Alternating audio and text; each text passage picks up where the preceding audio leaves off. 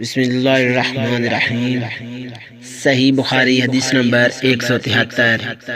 ہم سے اسحاق نے بیان کیا، انہوں نے کہا ہم کو عبدالصمد نے خبر دی، کہا ہم کو عبدالرحمن بن عبداللہ بن دینار نے بیان کیا، انہوں نے اپنے باپ سے سنا، وہ ابو سہل سے، وہ ابو ہریرہ رضی اللہ تعالیٰ عنہ سے، وہ رسول اللہ صلی اللہ علیہ وسلم سے نقل کرتے ہیں۔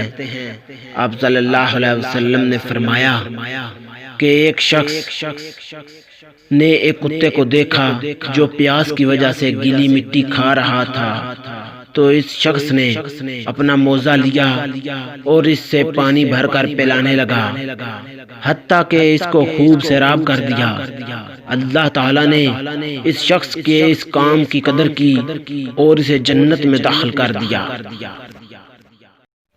صحیح بخاری حدیث نمبر 174۔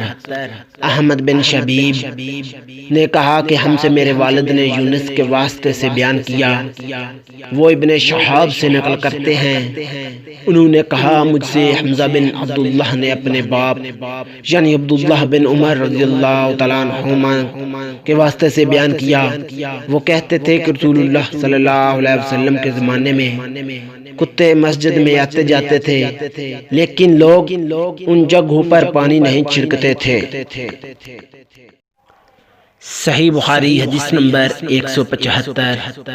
ہم سے حفص بن عمر نے بیان کیا، انہوں نے کہا ہم سے شعبہ نے ابن ابی الصفر کے واسطے سے بیان کیا، وہ شعبی سے نقل فرماتے ہیں، وہ عدی بن حاتم سے روایت کرتے ہیں کہ میں نے رسول اللہ صلی اللہ علیہ وسلم سے کتے کے شکار کے متعلق دریافت کیا، تو آپ صلی اللہ علیہ وسلم نے فرمایا کہ جب تو اپنے سدھائے ہوئے کتے کو چھوڑے اور وہ شکار کر لے تو اس شکار کو کھا، اور اگر کتا اس شکار میں سے خود کچھ کھا لے تو اس کو نہ کھاؤ، کیونکہ اب اس نے شکار اپنے لیے پکڑا ہے۔ میں نے کہا کہ بعض دفعہ میں نے شکار کے لیے اپنے کتے چھوڑتا ہوں، پھر اس کے ساتھ دوسرے کتے کو بھی پاتا ہوں۔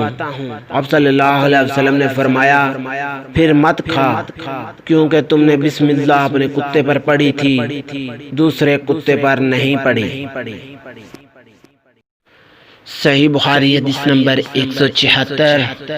ہم سے آدم بن ابی ایاس نے بیان کیا، انہوں نے کہا ہم سے ابن ابی ذئب نے بیان کیا، انہوں نے کہا ہم سے سعید المقبری نے بیان کیا، وہ ابو ہریرہ رضی اللہ تعالیٰ عنہ سے روایت کرتے ہیں، وہ کہتے ہیں کہ رسول اللہ صلی اللہ علیہ وسلم نے فرمایا کہ بندہ اس وقت تک نماز ہی میں رہتا ہے جب تک وہ مسجد میں نماز کا انتظار کرتا ہے، تا وقت کہ وہ حدث نہ کرے۔ ایک اجمی آدمی نے پوچھا کہ اے ابو ہریرہ، حدث کیا چیز ہے؟ انہوں نے فرمایا کہ ہوا جو پیچھے سے خارج ہو، جسے عرف عام میں گوز مارنا کہتے ہیں۔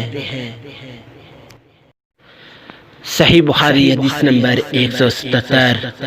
ہم سے ابو الولید نے بیان کیا، کہا ہم سے ابن عجینہ نے، وہ زہری سے، وہ عباد بن تمیم سے، وہ اپنے چچا سے، وہ رسول اللہ صلی اللہ علیہ وسلم سے روایت کرتے ہیں کہ آپ صلی اللہ علیہ وسلم نے فرمایا کہ نمازی نماز سے اس وقت تک نہ پھرے جب تک ریح کی آواز نہ سن لے یا اس کی بو نہ پا لے۔